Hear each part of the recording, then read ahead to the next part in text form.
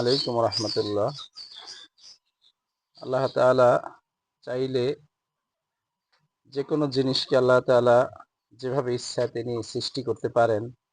আসলে আমরা স্বাভাবিক এটা একটা চাল কুমড়া। চাল কুমড়া স্বাভাবিকত একটু গোল লম্বা হয়, কিন্তু আসলে এটা হলো ভিন্নধর্মী। মনে হচ্ছে একটি আমের মতোই আল্লাহ তাআলা এই চাল কুমড়াটাকে তৈরি করেছেন। আজকে সকালে গাছ থেকে ছিঁড়তে গিয়ে আমার দৃষ্টি আকর্ষণ করলো এই ফলটা।